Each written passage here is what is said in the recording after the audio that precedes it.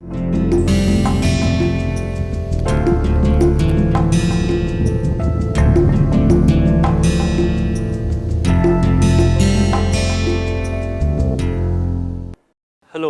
welcome to another module in this massive open online course on estimation for wireless communications. So far we have looked at maximum likelihood estimation both in the context of a sensor network and also in the context of a wireless communication system, where we have looked at maximum likelihood channel estimation for a wireless communication system. Let us now look at something analytical and something a bit more fundamental, that is we are going to talk about the Cramer Rao lower bound. So what we are going to talk about today is known as the Cramer Rao bound, and it's also abbreviated as CRB. And what is the Cramer Rao bound? The Cramer Rao bound represents a fundamental lower bound on the variance of an estimate. So the CRB gives us a convenient way to characterize the performance of an estimator. What it gives is the best achievable performance of an estimator, that is the lowest possible variance that can be achieved by an estimator. So it's a lower bound on the variance achievable by an estimator. So it yields, so the Cramer Rao bound is a lower bound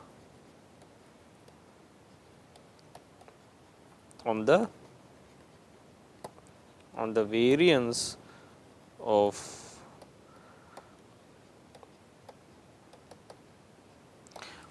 estimation, or in other words that the variance of any estimator has to be greater than this, the Cramer Rao lower bound. So to derive the Cramer Rao bound, let us start with the likelihood function corresponding to the parameter h. So remember, we have already looked at the likelihood function for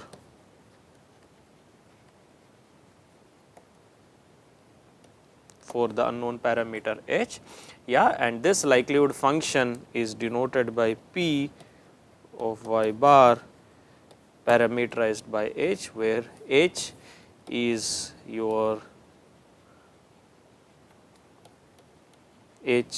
the unknown parameter and y bar is your observation vector or vector of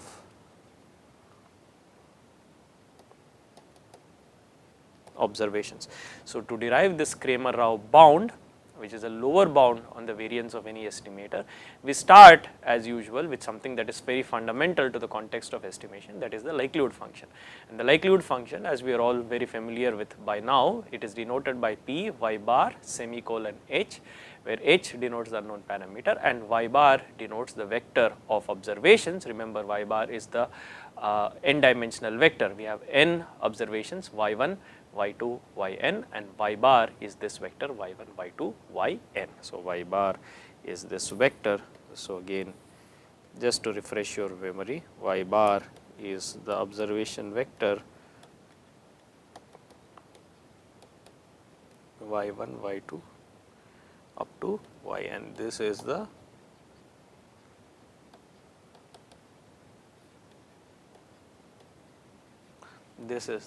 observation vector y bar, which is y1, y2 up to yn. Now also recall that this observable likelihood function P y bar h has a dual role. This is, remember the way we derived it, this is the likelihood function with respect, this is the probability density function of the observations y bar. So this is the probability, and this is an important point, this is the probability density function, that is the PDF with respect to the observations of the observation vector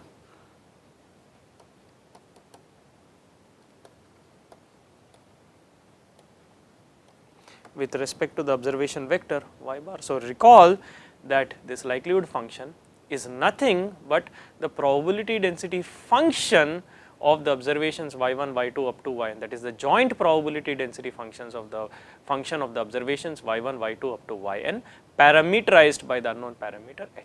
And when we view it as a function of the unknown parameter h, this is a likelihood function. Therefore, the likelihood function is also a probability density function. Hence, naturally, since the integral of the probability density function is 1, this probability density function must integrate to 1. Therefore, since this likelihood function is also a probability density function with respect to the observations, we must have integral minus infinity to infinity. It naturally follows that integral minus infinity to infinity p y bar h dy is equal to 1, dy bar is equal to 1, that is the integral of this probability density function is equal to 1. Now, differentiating this with respect to h, what we do now is we differentiate this with respect to h.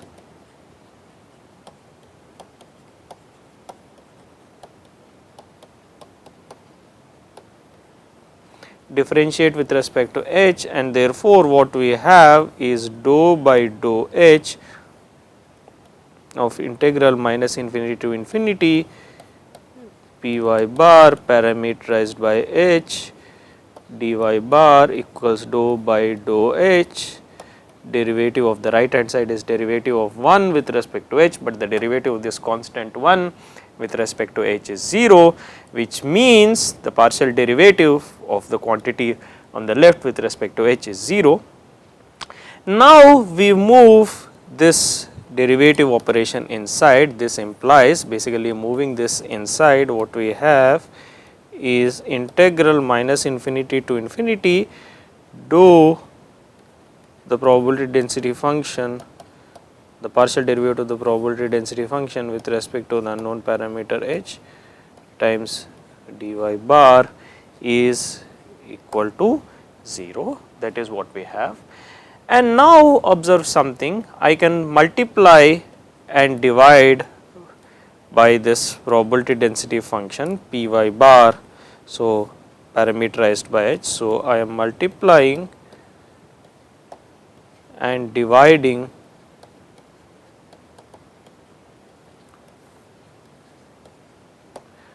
and now multiplying by the probability density function of y bar parameterized by h, which is equal to 0. Now, if you observe this quantity, this quantity is nothing but the partial derivative of the log likelihood function. This is dou by dou h log of the natural logarithm of the probability density function of y bar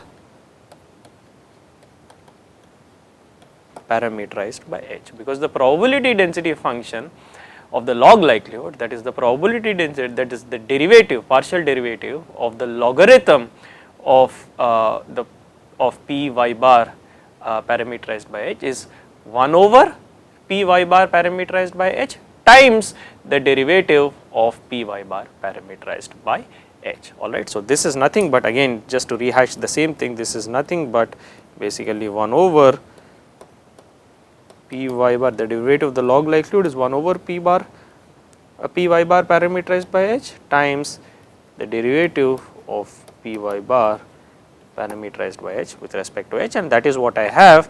Therefore, now I can write this implies that minus infinity to infinity the derivative of the log likelihood p y bar parameterized by h times p y bar parameterized by h dy bar equals 0. And now I can multiply by h on both sides.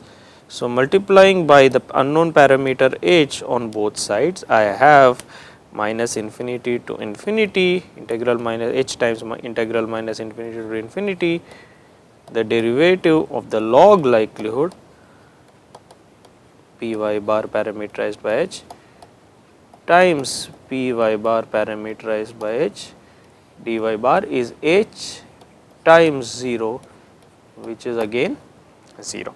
And now finally moving h inside, I remember I can move the integral h inside the integral, because the integral is with respect to y bar. So, I can move h inside the integral dou by dou h, the logarithm of p y bar h times p y bar h dy bar equal to 0, and therefore, let us call this result as your result number 1. So, I am calling this as basically the result number 1. What I have is integral minus infinity to infinity h times the derivative of the log likelihood function log p y bar parameterized by h times p y bar parameterized by h dy bar is basically equal to 0. This integral on the left is equal to 0. And we have derived this property, which we are subsequently going to employ in deriving the Cramer Rao bound for the variance of estimation of the parameter. Alright. Now, let us also consider an unbiased estimator of the unknown parameter h, which means the expected value of the estimate, that is the expected value of the estimate h hat is always h. That is what we have seen in the previous modules, that is an unbiased estimator is one such that the expected value or the average value of the estimate is equal to the true value of the unknown parameter h. So, considering now an unbiased estimator,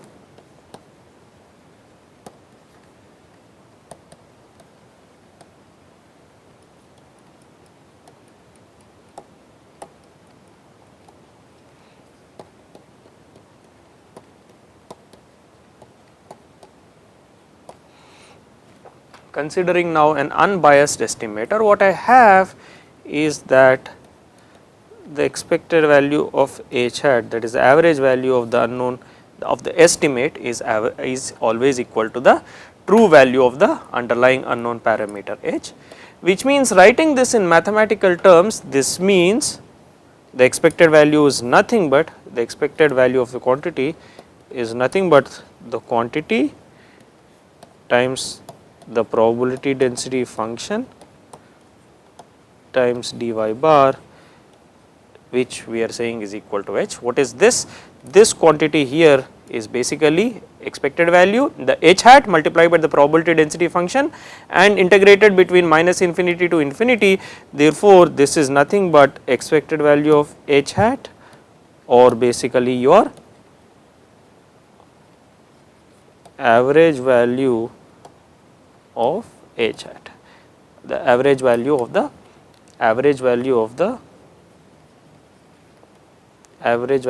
unknown, average value of the estimate h hat. Now, again differentiating this with respect to h. So, what we are going to do, again we are considering an unbiased estimator, that is the expected value of h hat is equal to h, which means the integral minus infinity to infinity h hat times the probability density function p y bar parameterized by h dy bar is equal to h. Now, we differentiate on both sides with respect to h.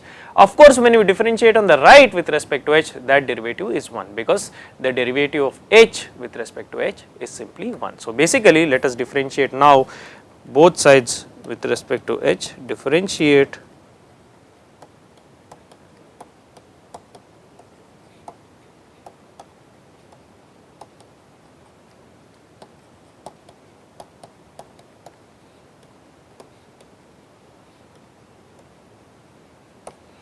differentiating both sides with respect to h. What we have is basically dou by dou h, the partial with respect to h minus infinity to infinity h hat p y bar h dy bar, and differentiating now on the right, what we have is dou by dou h of h, but the derivative of h with respect to h equals 1. Therefore, to put it simply, what we have is dou by dou h, or is dou by dou h integral minus infinity to infinity h hat Py bar parameterized by h dy bar equals 1. Now moving the derivative inside the integral. So basically now moving dou by dou h inside the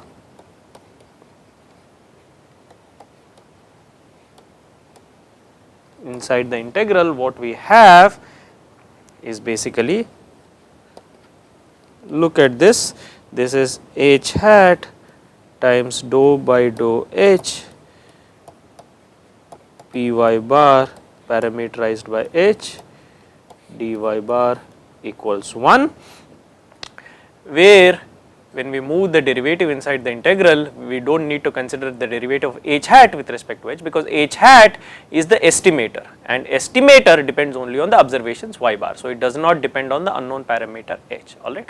So, we are moving the derivative dou by dou h directly to p, that is the probability density function Py bar parameterized by h, and now you can see I can once again multiply and divide by Py bar.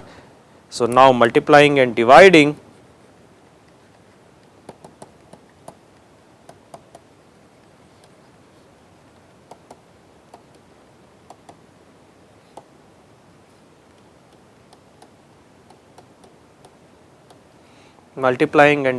by Py bar parameterized by h, I have integral minus infinity to infinity h hat 1 over, first I am dividing with respect to the probability density function dou by dou h Py bar h. Now I am multiplying the probability density function Py bar parameterized by h dy bar equals 1.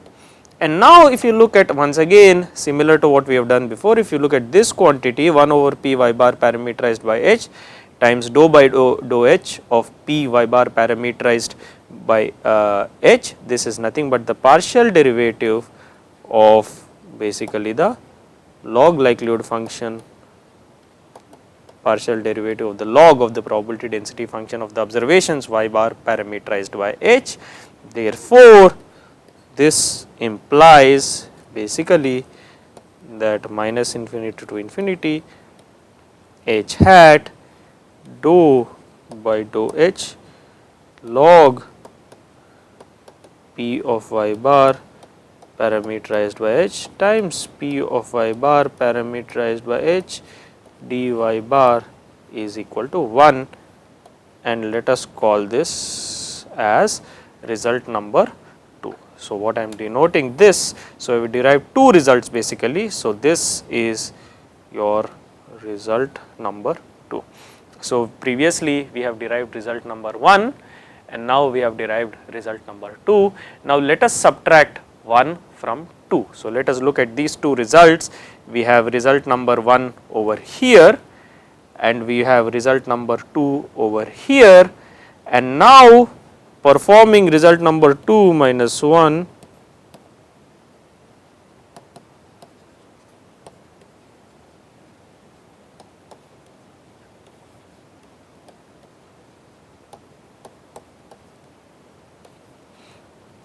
what we have, remember what we have, let us write again for the sake of convenience. I think it would be better if we write both the results. Result number 2 is basically integral minus infinity to infinity h hat dou ln Py bar h by dou h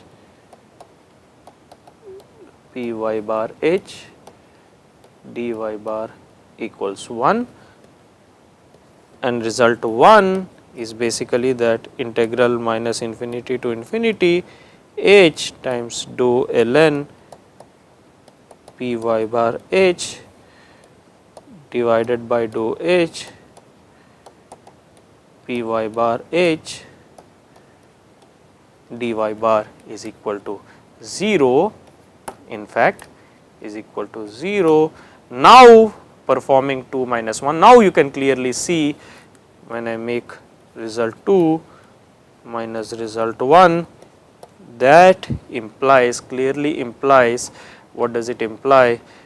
This implies, now if you can clearly see, this implies h hat minus h times the derivative of the log likelihood function with respect to h times the probability density function of y bar parameterized by h, or basically the likelihood function with respect to h, dy bar is equal to 1, alright, and this is a central result. So, and if you look at this quantity h hat minus h, this is nothing but your estimation error, right.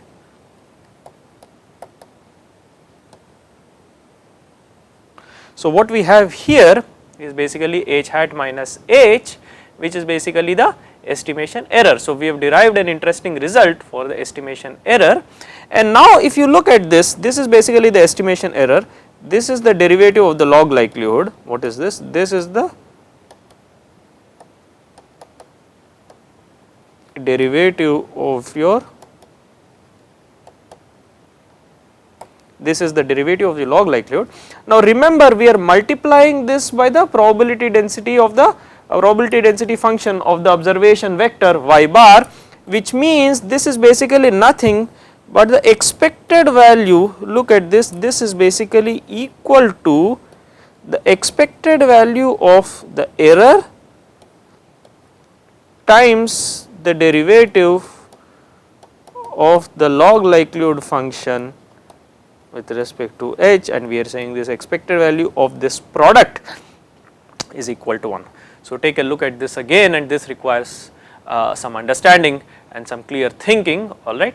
So, please go over this derivation again. What we have derived is, we have derived an interesting result which states that the expected value of the product of this estimation error h hat minus h times the derivative of the log likelihood function of the log likelihood function of the parameter h with respect to h is equal to 1, that is the expected value of this product is equal to 1.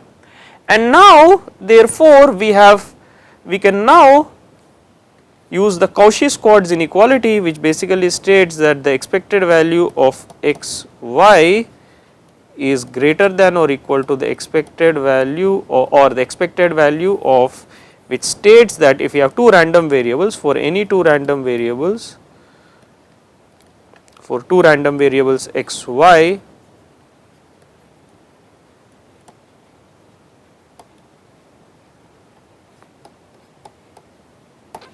x comma y, it must be that the expected value, the square of the expected value of the product x y is greater than, or basically the product expected value of x square times expected value of y square must be greater than the square of the expected value of the product x y, and therefore, now we can use this interesting result. This is basically your Cauchy-Schwarz inequality for random variables. This is your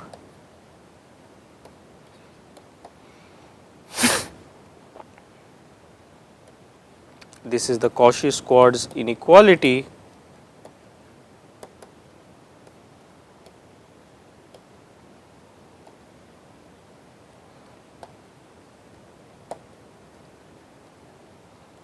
this is the Cauchy-Schwarz inequality for random variables, and now therefore, we can use this Cauchy-Schwarz inequality on this product by treating this h hat minus h, by treating this random variable h hat minus h as our random variable x, by treating this derivative of the log likelihood function as our random variable y, and therefore, we have expected h hat minus h whole square times expected derivative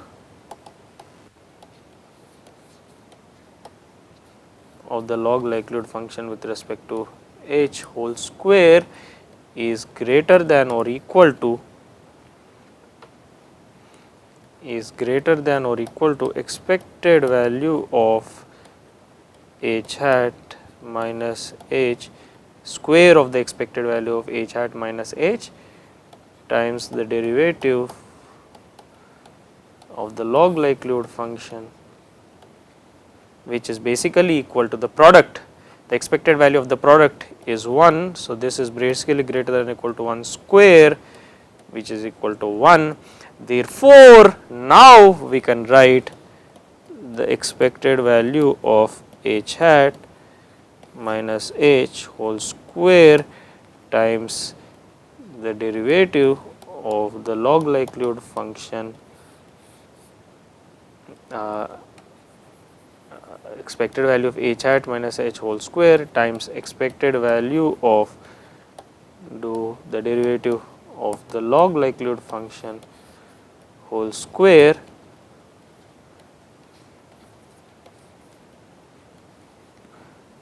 times the derivative of the log likelihood function, expected value of the derivative of the log likelihood function whole square is greater than or equal to 1. Therefore, now moving this quantity to the right, we have expected value of h hat minus h whole square is greater than or equal to 1 over the expected value of the square of the derivative of the log likelihood function, and this is basically, now if you can see, this on the left is basically your variance of the estimator,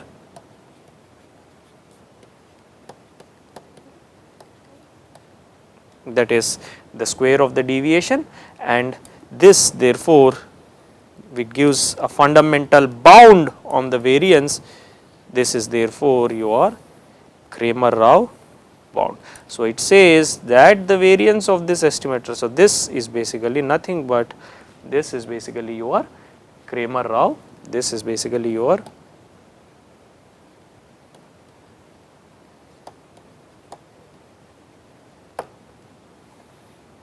So, what we have derived is we have derived this result which states that the expected value of h hat minus h square, that is basically the variance of this estimator, and that is for any particular estimator as long as it is unbiased, that is the variance of any particular estimate h hat, alright, not necessarily only the maximum likelihood estimate, but any particular estimate h hat, as long as it is unbiased, the variance is always greater than or equal to 1 over the expected value of the square of the derivative of the log likelihood function of the parameter h with respect to h, alright, and this is a fundamental bound on the variance of any estimator, and this is known as the fundamental bound on the variance of any unbiased estimator for that matter, speaking more precisely and exactly, and this fundamental bound on the variance of any unbiased estimator is known as the Cramer Rao bound, or more explicitly the Cramer Rao lower bound. Alright, it is automatically understood that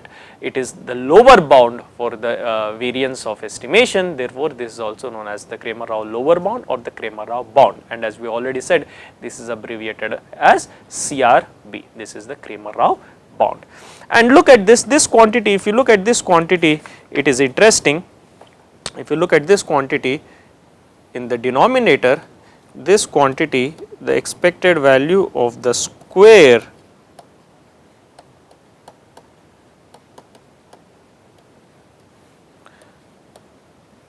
the expected value of the square of the derivative of the log likelihood function, this is known as the Fisher information I of h. This is known as the Fisher information I of the parameter h. So, this basically this quantity is denoted by the Fisher information.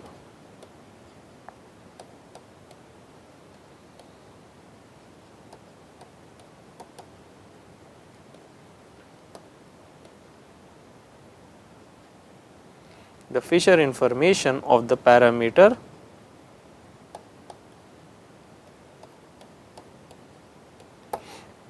the Fisher information of the parameter h.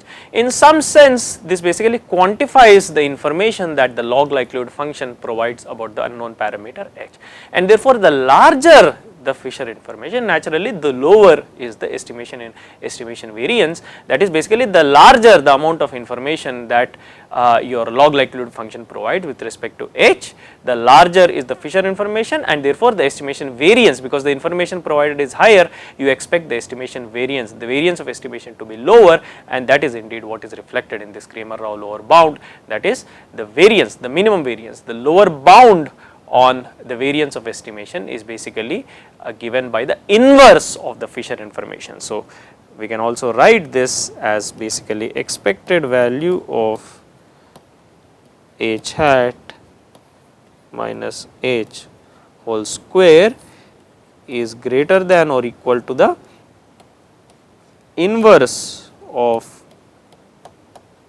the Fisher information, that is 1 over E, the derivative of the square, the average value of the square of the derivative of the log likelihood function, and this is basically your Fisher information. This is basically the result for the Cramer Rao bound. This is basically your, let me again write this explicitly, this is again the Cramer Rao bound for parameter estimation, or also the Cramer Rao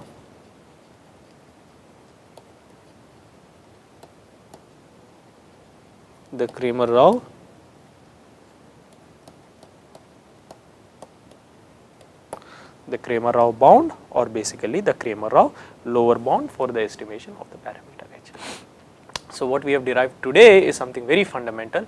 We have considered basically an unbiased estimator, that is h hat for any unknown parameter h, and we have derived a fundamental lower bound on the variance of estimation for this parameter h, and we have demonstrated, and this we have said this fundamental bound on the variance of any unbiased estimator is given by the Cramer Rao bound or the Cramer Rao lower bound.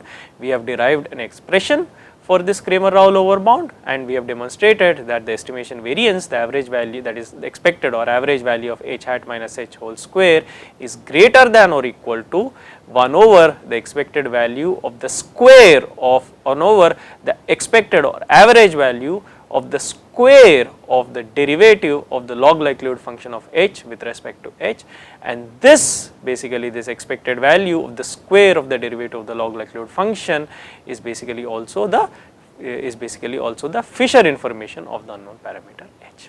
Alright, so the Cramer Rao lower bound yields a fundamental bound on the fundamental lower bound on the variance of any unbiased estimator h hat of any parameter h. So, we will stop this module here, and we will explore other aspects of this, and in fact other applications and examples of the Cramer Rao lower bound in the subsequent modules. Thank you very much.